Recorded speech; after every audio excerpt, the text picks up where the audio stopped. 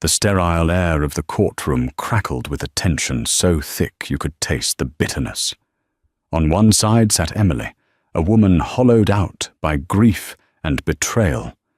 On the other, her husband, Marcus, and his new woman, Chloe, the mistress. Chloe, holding a newborn baby, looked back at the wife and gave a slow, deliberate smirk. It was a look of total victory. She had the man, the money, and the child.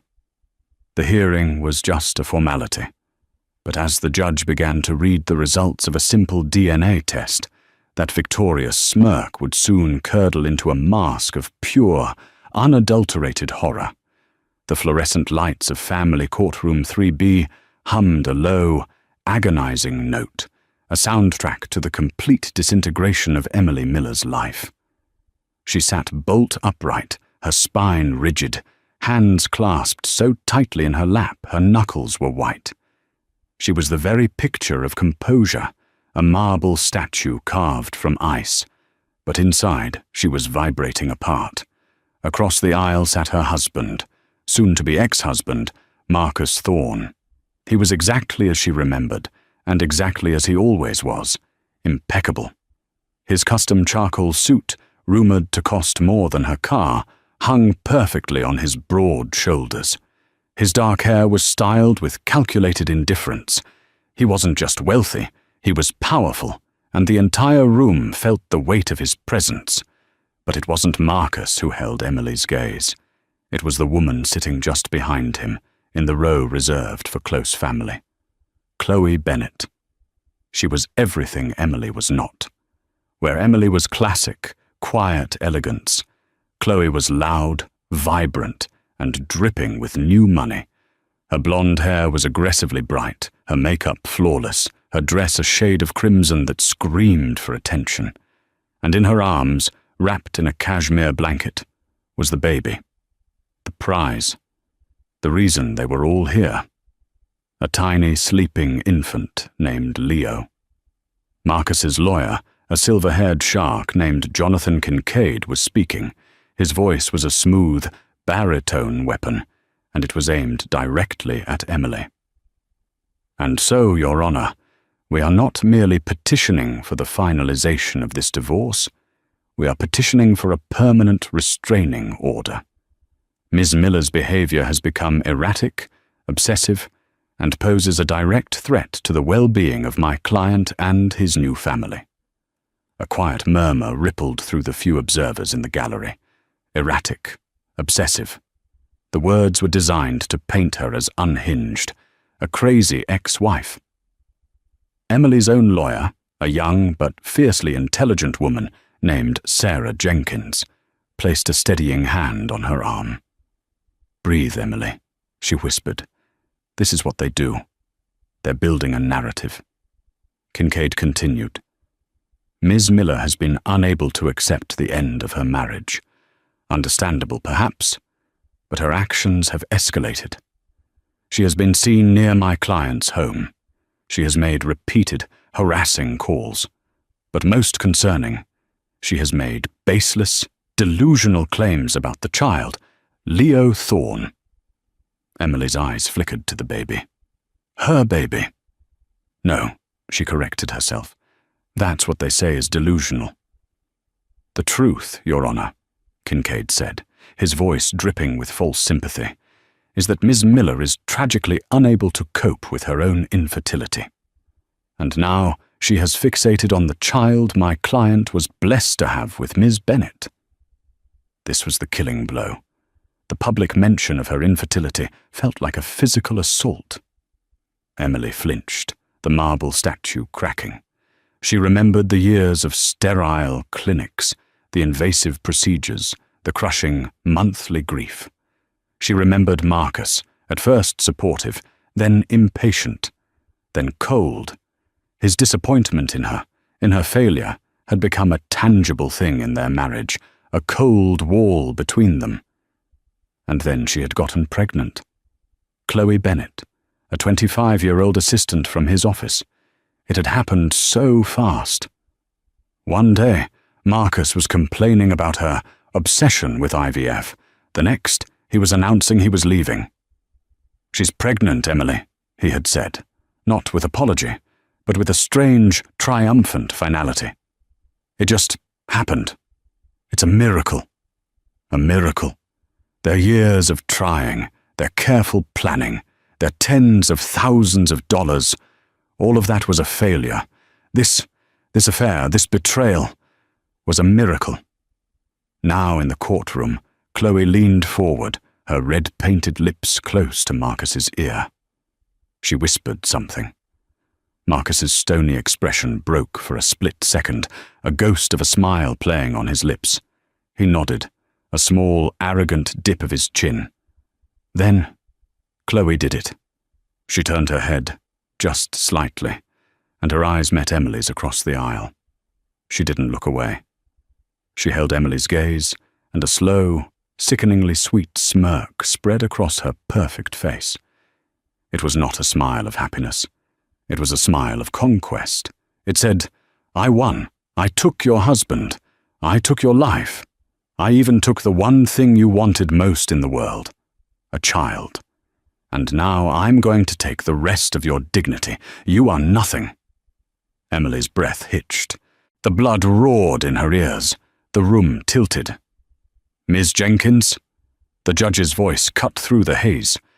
"Your response?" Judge Aniston was a no-nonsense woman in her late 50s, known for her sharp mind and her inability to suffer fools. She was looking at Emily with a practiced neutrality, but beneath it, Emily could see the faintest trace of pity. Pity. The last thing she wanted. Sarah Jenkins stood up, her small stature belying the steel in her voice. "Thank you, Your Honor. Mr. Kincaid has painted a very creative picture of my client, a picture of a woman unhinged by jealousy." "Objection," Kincaid snapped. "Counsel is characterizing." "Sustained," the judge said.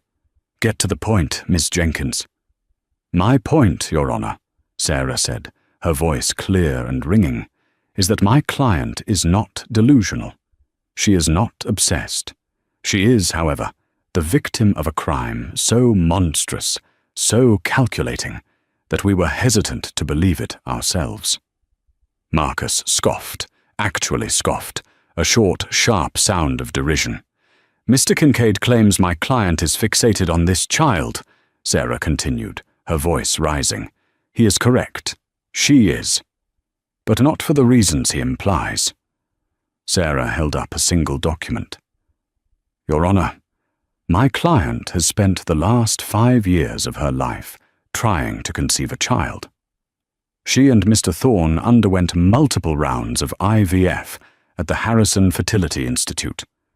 They were successful in creating several viable embryos that were, by law, joint property." Kincaid was on his feet. "Your Honor, this is irrelevant. This is a painful, private matter. Miss Jenkins is just trying to harass my client and Miss Bennett." "It is supremely relevant, Your Honor," Sarah countered, her voice sharp as a razor, "because Mr. Kincaid, Mr. Thorne, and Miss Bennett have built their entire case on the premise that baby Leo is the biological child of Marcus Thorne and Chloe Bennett." "He is!" Chloe suddenly cried out from the gallery, her voice a shrill contrast to the legal sparring. "I gave birth to him. I have the birth certificate. She's just jealous." "Miss Bennett, you will be silent, or I will have you removed," Judge Aniston warned, her gavel striking the wood once. Crack. Chloe shrank back, but the smirk, though dimmed, was still there, now laced with indignation. "Your Honor," Sarah said, letting the silence settle, "we have reason to believe that Chloe Bennett, while she may have given birth to the child, is not his biological mother." The courtroom went utterly silent. Kincaid froze, his mouth half open. Marcus's mask of cool indifference finally slipped. He stared at Sarah Jenkins, his eyes wide with something Emily had never seen in him before. Fear. "This is preposterous," Kincaid finally stammered. An outlandish, desperate accusation. Is it?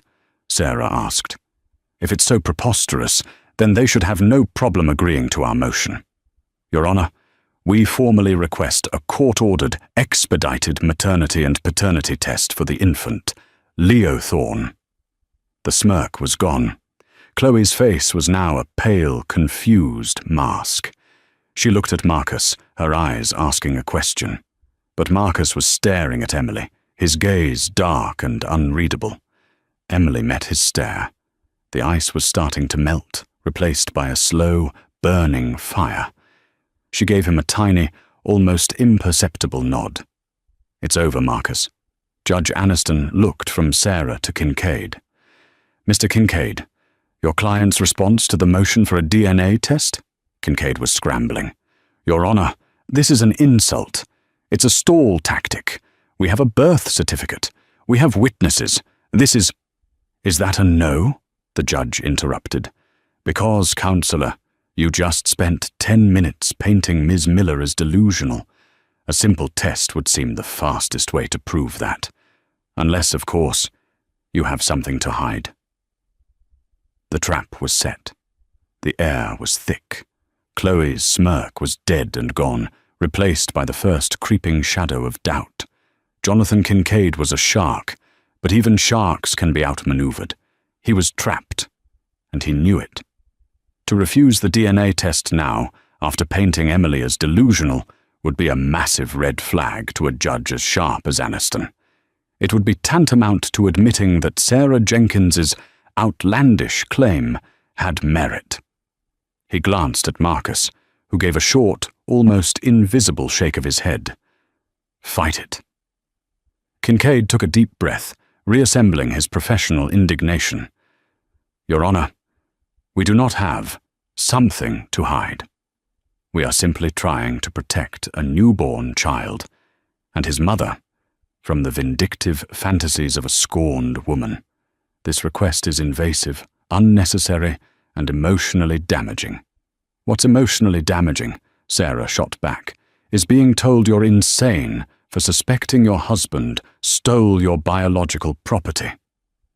We aren't guessing, Your Honor. We have evidence. Then present it, Kincaid challenged. I'd be happy to, Sarah said, but it involves the medical records of a third party, the Harrison Fertility Institute. I believe it would be much faster and cleaner to simply prove our case with the test.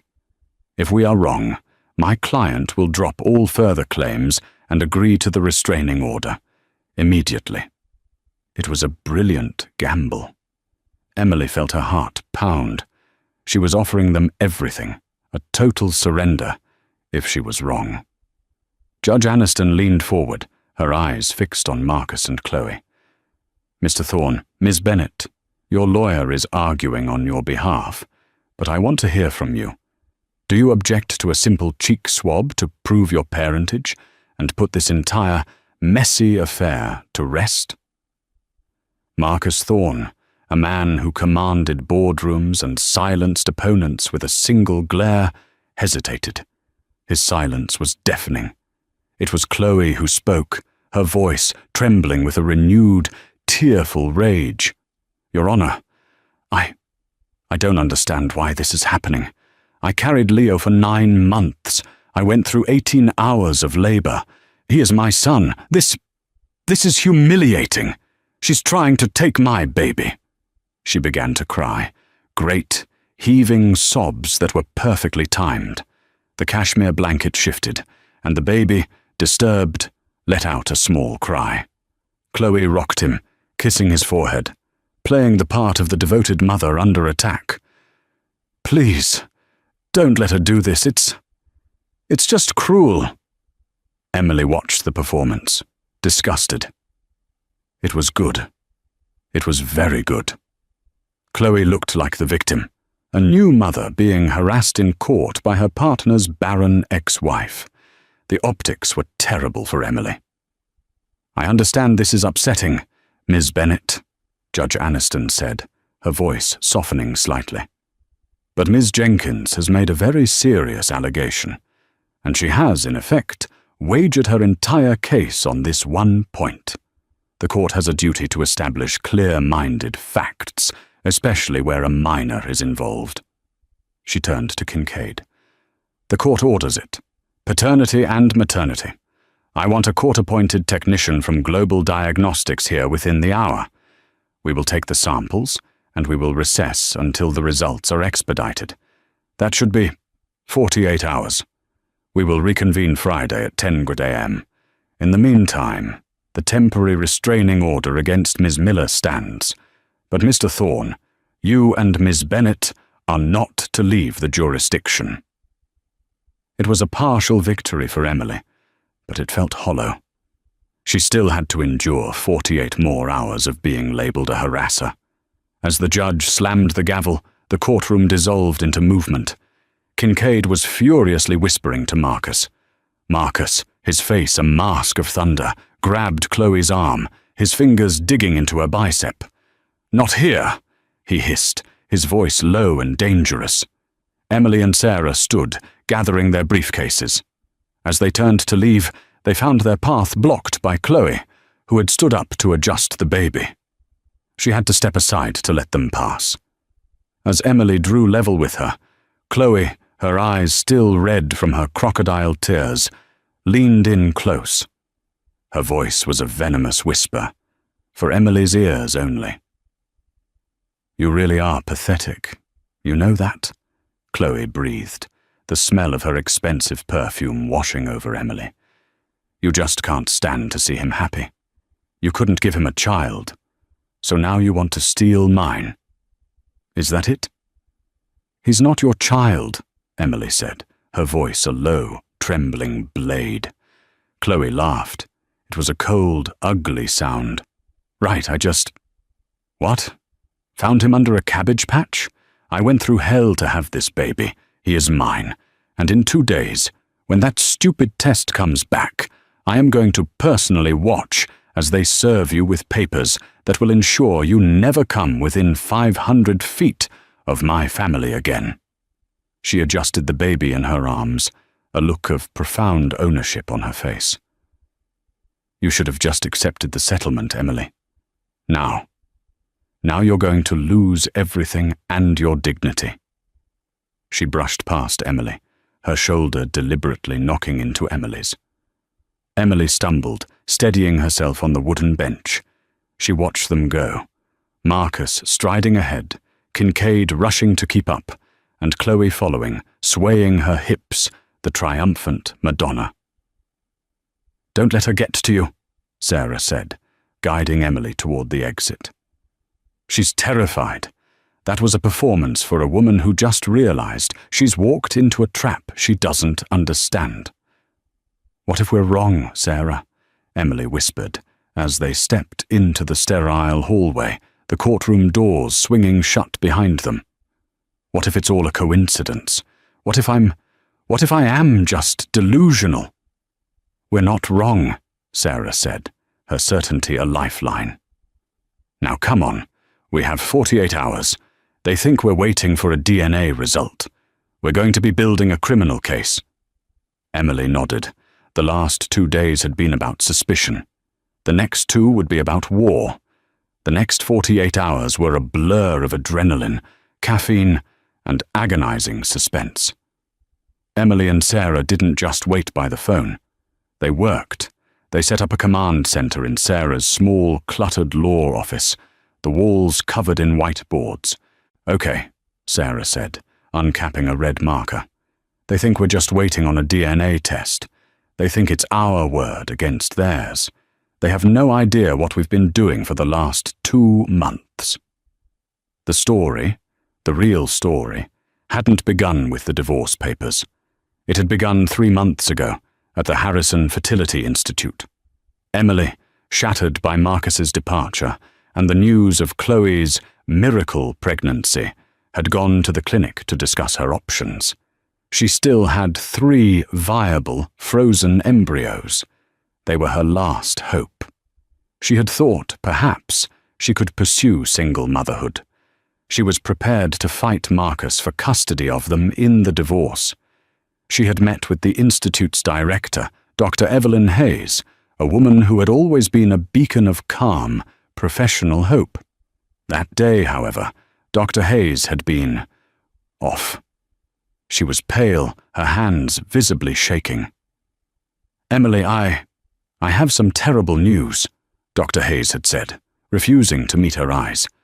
"There was an incident, a cryogenic malfunction, a storage tank. It failed." Emily's blood had run cold. What do you mean?"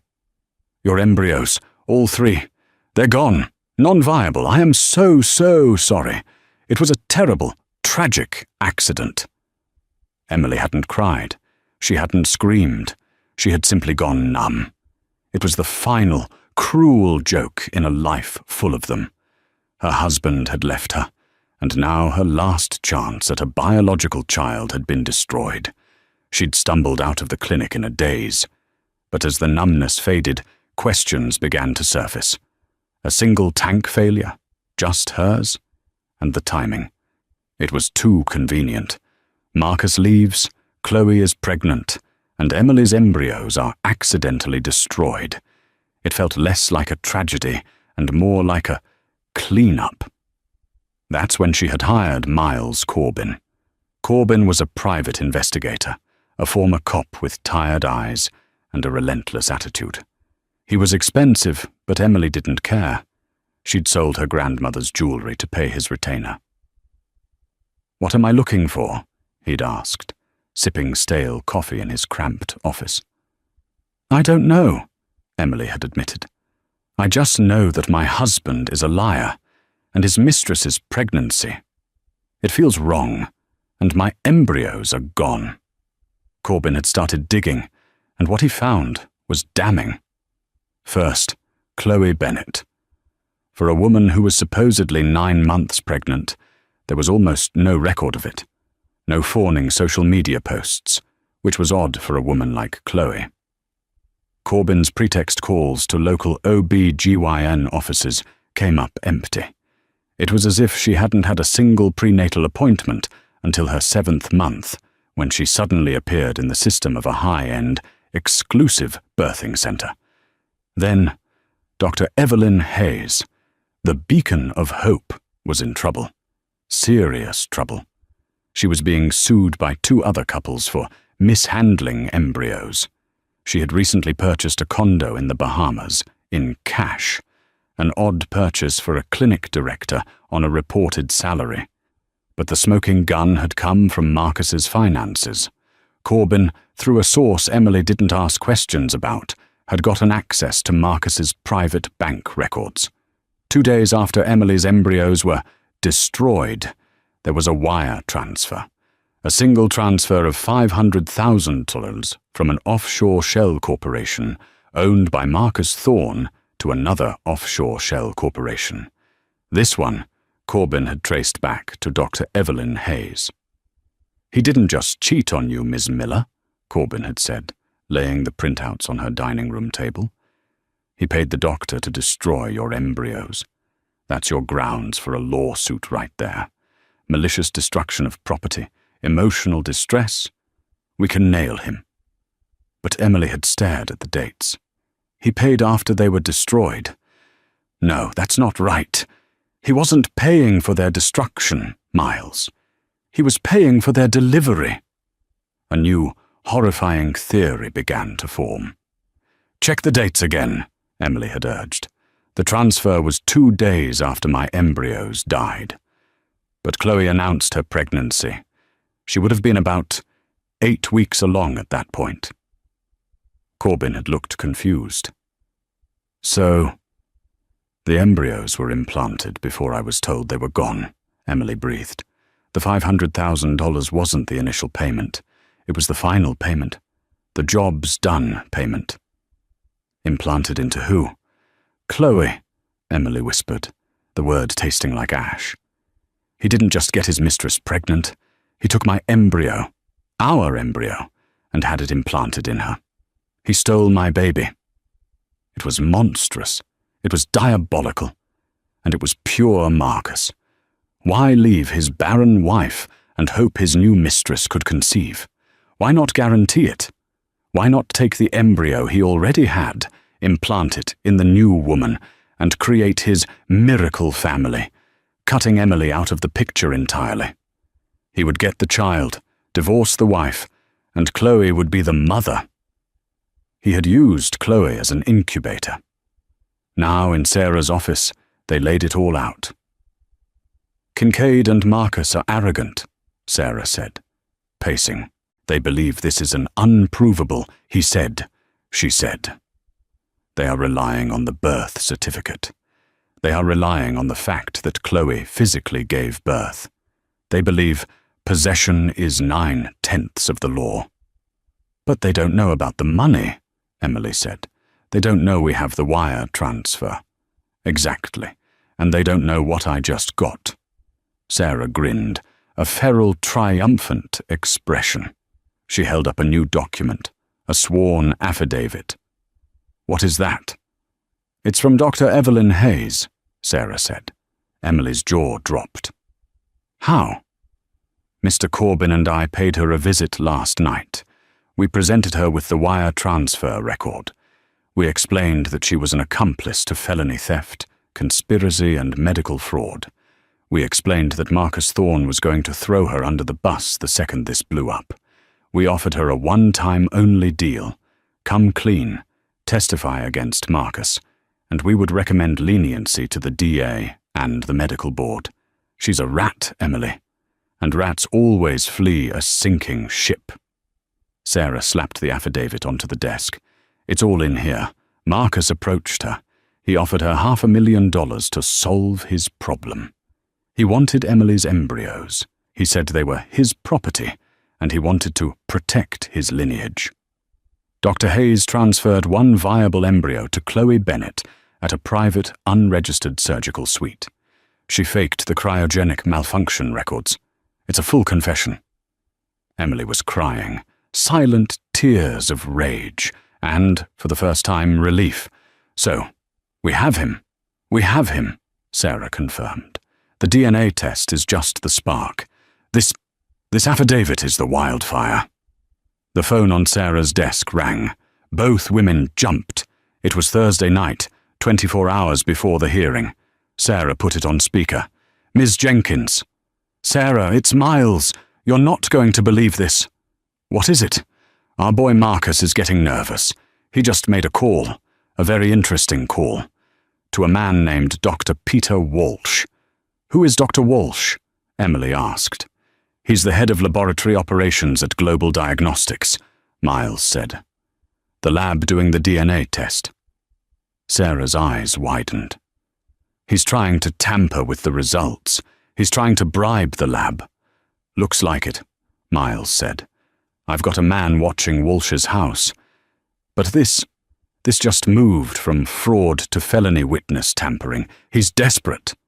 "Let him try," Sarah said, a cold smile touching her lips. "Let him think he can buy his way out. He's just digging his own grave deeper." She hung up the phone and looked at Emily. "Get some sleep. Tomorrow, we end this." Emily didn't sleep. She sat by her window, watching the city lights, her hand resting on her flat stomach. For the first time in 5 years, she didn't feel empty. She felt like a mother whose child had been stolen. And tomorrow, she was going to get him back. Friday, 10:00 a.m. The return to courtroom 3B was vastly different. The air of quiet tension was gone, replaced by an electric, almost giddy sense of dread. The gallery was packed. News of the sensational, stolen embryo accusation had leaked. Reporters lined the back benches, notebooks and pens at the ready. Emily and Sarah walked in first. Emily wore a simple, navy blue dress. She was no longer the trembling victim. She was a woman on a mission, her eyes clear and locked on the judge's bench. Then, Marcus's team entered. Marcus himself looked strained. The impeccable mask was still there, but his eyes were bloodshot. He had clearly not slept. Kincaid, his lawyer, looked furious, his briefcase clutched in a white-knuckled grip. And then came Chloe. If she had been the triumphant Madonna before, today she was the martyr. She was dressed in pale, virginal white. Her makeup was subtle, her eyes wide and fearful. She clutched baby Leo to her chest, as if a physical attempt to snatch him was imminent. She sat down, and her eyes immediately found Emily. But this time there was no smirk. There was only pure, unadulterated hatred. All rise. Judge Aniston entered, her face an unreadable slab of granite. She sat, adjusted her robes, and looked down at the documents before her. "We are reconvened in the matter of Thorne versus Thorne," the judge said, her voice cutting through the silence. 2 days ago, this court ordered expedited DNA tests for paternity and maternity of the infant, Leo Thorne.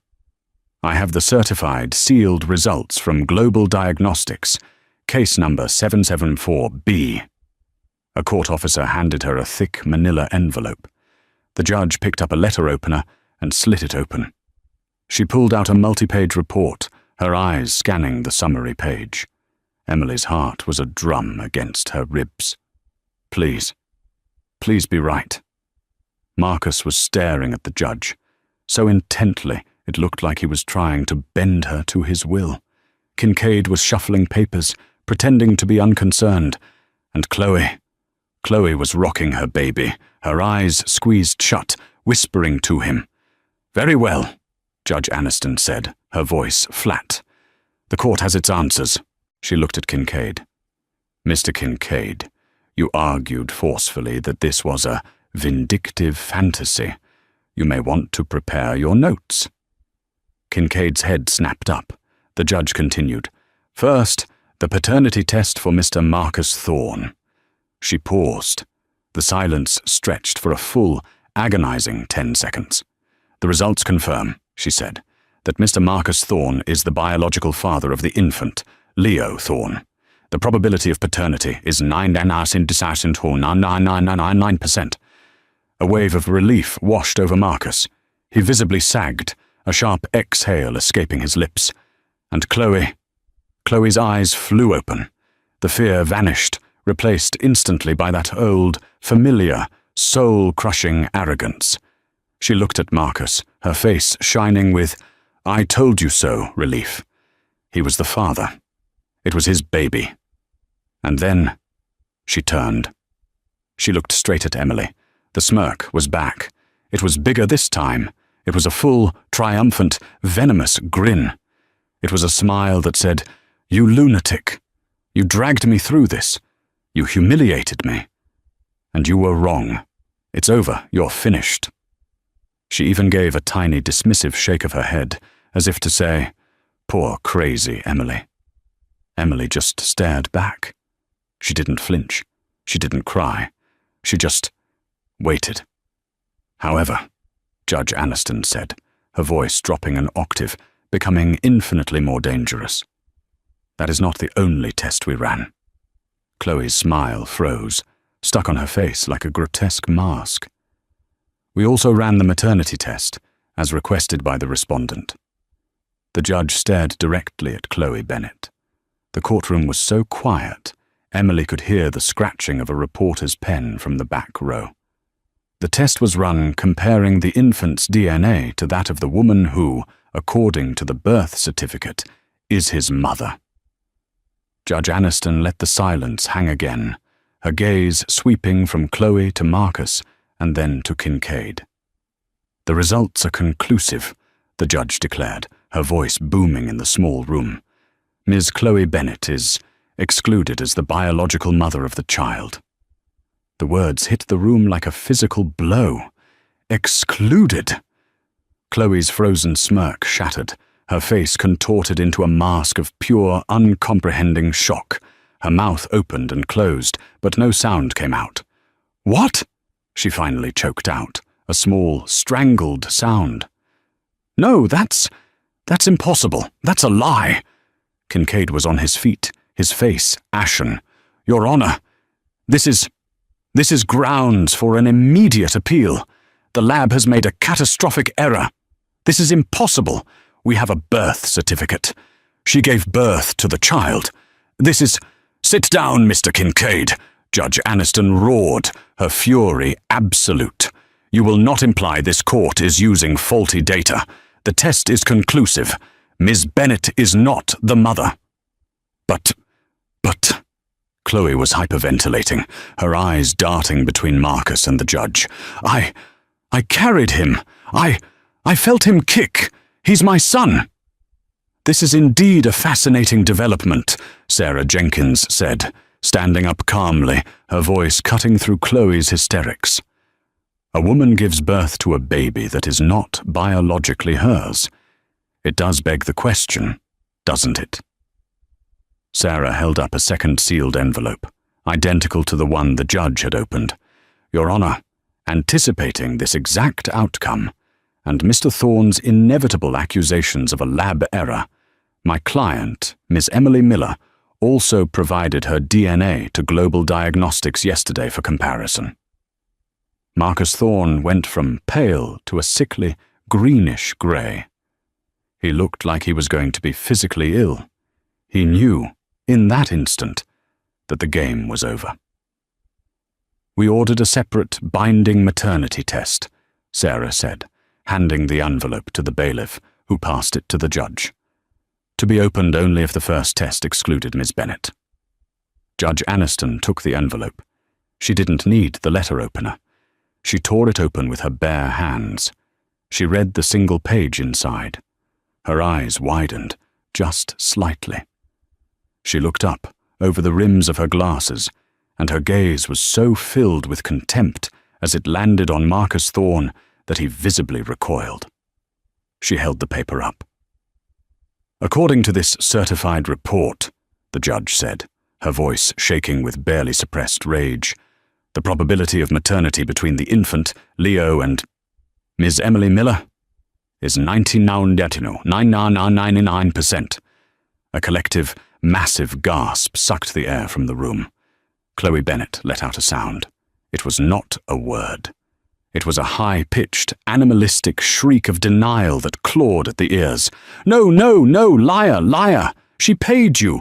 She's a witch! He's mine! He's my baby!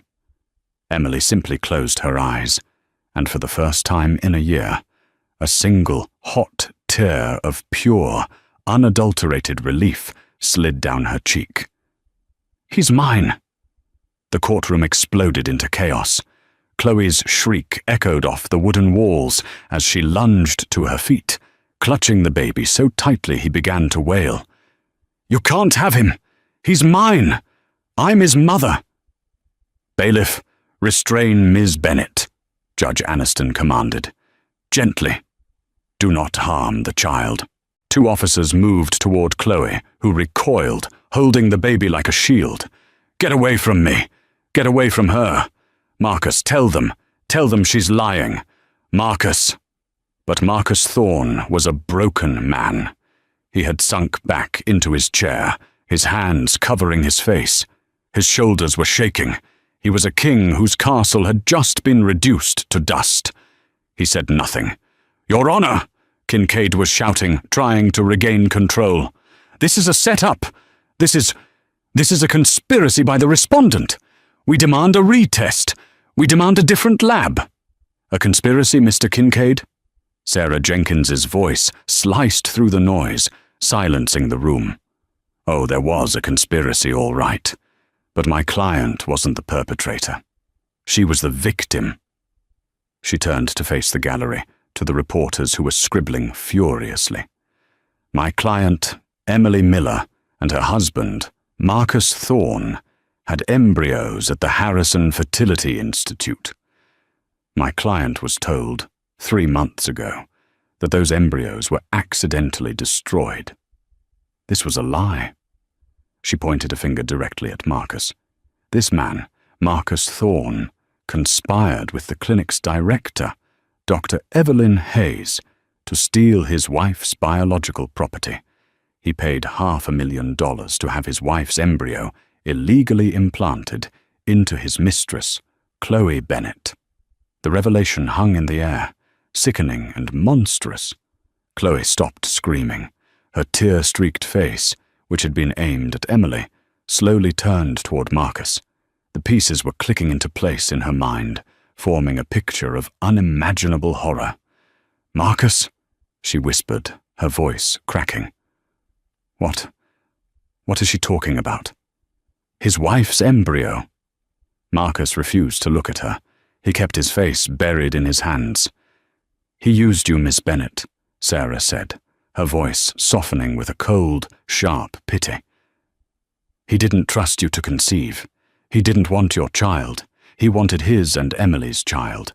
He just needed an incubator. And you were it." The blood drained from Chloe's face. The realization was more devastating than the DNA test. She wasn't the new wife. She wasn't the mother of his child.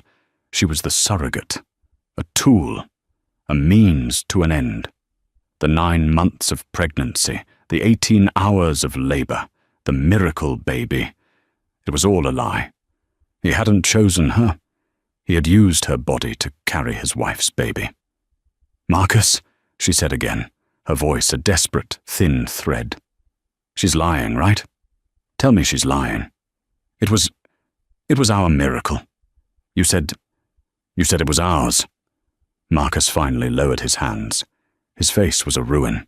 He looked at her, his eyes dead. He didn't have to say a word. Chloe understood.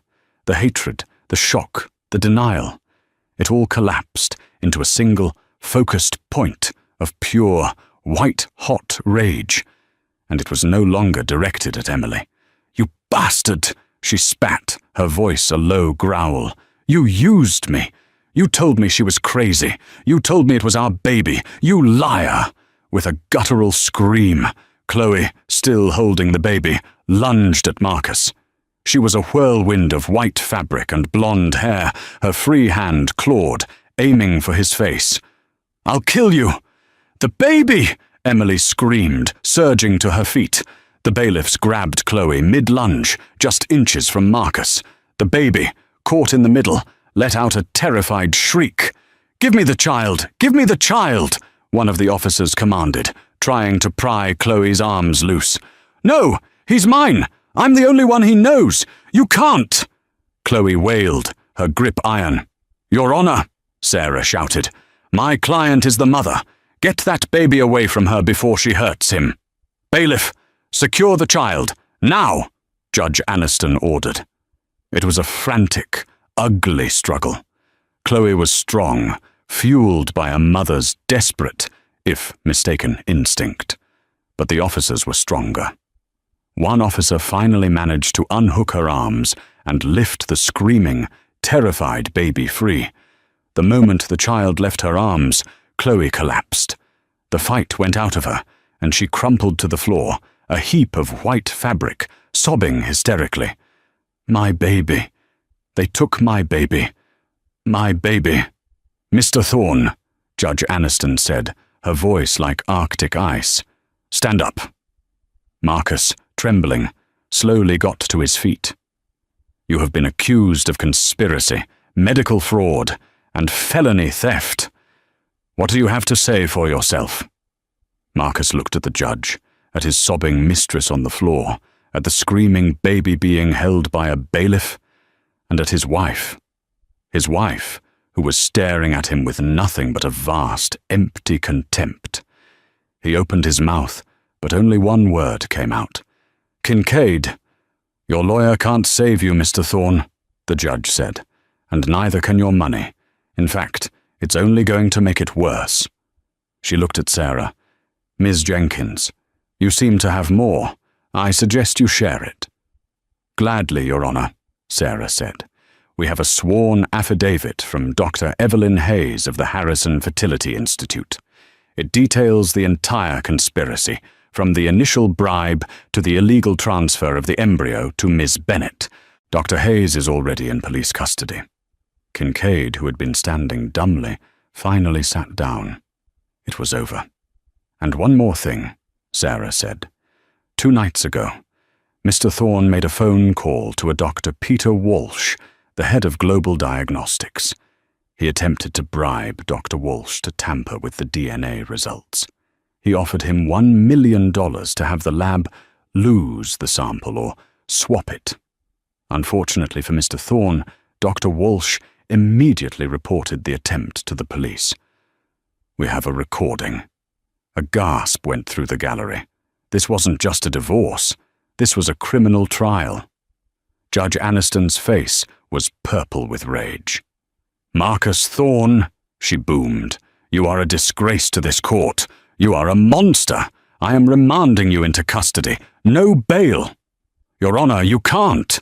Kincaid leaped up. "I just did," the judge yelled. "Bailiff, take Mr. Thorne into custody." 2 more officers moved in. They pulled Marcus's arms behind his back. The sharp click-click of handcuffs echoed in the stunned silence. The billionaire, the man who owned the city, was being arrested. "And Miss Bennet," the judge said, looking down at the weeping woman on the floor. "Get her on her feet." The bailiffs pulled Chloe up. "Your Honor, she's a victim here, too," Sarah interjected. "She was a knowing participant in a conspiracy to defraud my client and this court," Judge Aniston snapped. "She perjured herself in her affidavit. She's in contempt. Take her into custody as well. Bail set at 100,000. As the officers cuffed Chloe, her sobs turned to dull, hopeless whimpers. The fight was gone. She was just a hollowed-out girl who had made a deal with the devil and lost. The judge finally looked at the bailiff holding the crying baby. Her expression softened for the first time. "And the child," she said, her voice thick with emotion. "Bring the baby. Bring Leo to his mother." The officer, a large man with a gentle expression, turned and walked toward Emily. Emily's hands flew to her mouth. She was shaking, her legs weak. The officer carefully, reverently, placed the warm, wailing infant into her arms. Emily looked down at his scrunched-up, tear-streaked face. He was so small, his eyes, in a moment of calm, fluttered open. They were her eyes. He instantly stopped crying. Emily clutched him to her chest, burying her face in his soft hair, inhaling his scent. Her scent. Her son. "Hello, Leo," she whispered, the tears she had held back for a year finally breaking free. "I'm your mummy. I'm so sorry it took me so long to find you." She looked up, through her tears, just in time to see Marcus Thorne, in handcuffs, being led out the courtroom door. Their eyes met one last time. He saw her, holding his son, her son. He saw the woman he had tried to destroy, victorious, and Emily. She saw nothing, just a pathetic, empty man. She turned her back on him and gave all her attention to the only thing in the world that mattered. The fallout was immediate and catastrophic. The story was a media sensation, a lurid tale of wealth, betrayal, and a crime so personal it shocked the nation. The stolen embryo was splashed across every news outlet. Marcus Thorne's corporate empire, built on an image of ruthless stability, imploded overnight. His board of directors ousted him in an emergency meeting. His stock prices plummeted. The man who had everything lost it all in the time it took to read a DNA test. The criminal trial was swift. The evidence was so overwhelming, it was less a trial and more a formality. Dr. Evelyn Hayes, the disgraced director of the Harrison Fertility Institute, was the prosecution's star witness. Having already given her confession, she detailed the entire plot on the stand. She explained how Marcus had called her, desperate for an heir, and paranoid that his unstable wife would try to use the embryos against him in a divorce. He had presented it as protecting his property. The $500,000 was just a handling fee. Her testimony, delivered in a flat, defeated monotone, sealed Marcus's fate. For her cooperation and her role in multiple other fertility fraud cases, Dr. Hayes was sentenced to 7 years in a federal prison and stripped of her medical license. Chloe Bennett's trial was next. She was a shell of her former self. The bright, crimson-clad mistress was gone, replaced by a pale, gaunt woman in a modest beige suit. Her hair returned to its natural, mousy brown. Her defense was that she, too, was a victim. Her lawyer argued that Marcus had manipulated her, telling her that Emily was unstable and that the embryo was from an anonymous donor, a way for them to start their family immediately. But the prosecution had her text messages, texts to Marcus that read, "When is the Baron Witch signing the papers? And I can't wait to see her face when she sees my baby bump." The jury had little sympathy. She was not the mastermind, but she was a willing and cruel participant. She was found guilty of conspiracy to commit fraud and perjury. However, Emily, in a move that shocked everyone, submitted a victim's impact statement on Chloe's behalf. "Miss Bennet's cruelty to me was profound," Emily's statement read, "but she has already suffered a unique and terrible punishment. She was forced to carry and birth a child, only to have it revealed as a lie. She was used by Marcus as much as I was. She has lost her dignity, her reputation, and the child she believed was hers. I do not see the value in a long prison term. I only ask that she receive counseling and be barred from ever contacting me or my son." The judge, moved by Emily's statement, sentenced Chloe to 5 years of probation and 1,000 hours of community service. She was left broke, toxic, and a social pariah. The last Emily heard, Chloe had changed her name and was working as a waitress in a different state, haunted forever by the baby she had carried but never had. Finally, there was Marcus. His trial was a circus. He had hired a new, high-priced legal team that tried every trick in the book. They claimed Emily was a vindictive liar. They claimed Dr. Hayes was a blackmailing fraud. They claimed the DNA tests were faulty. They claimed the wire transfers were for consulting fees. It was useless. The jury was out for less than an hour. Marcus Thorne was found guilty on all counts: conspiracy, felony theft of biological material, wire fraud, perjury, and attempted witness tampering. At his sentencing, Marcus, the man who had never apologized for anything in his life, finally broke. He begged the court for mercy. He wept. He said he just wanted a son. Judge Aniston was unmoved. "Mr. Thorne," she said, her voice echoing in the packed courtroom, "you did not just want a son. You had a son, one you were preparing to raise with your wife. But that wasn't enough. You wanted power. You wanted to control every narrative. You decided to destroy one woman, your wife, and use another, your mistress, as a mere vessel. You treated human life, the very embryos you created, as commodities to be bought, sold, and stolen. You stole a mother's right to carry her own child. You stole 9 months of her son's life. It is the most calculated, cold-blooded, and personal crime I have ever presided over. The court," she declared, "sentences you to the maximum allowable by law, 20 years in state prison." The sound of the gavel was like a cannon shot. Marcus Thorne, the billionaire, collapsed. He was led away in shackles, a broken, sobbing man.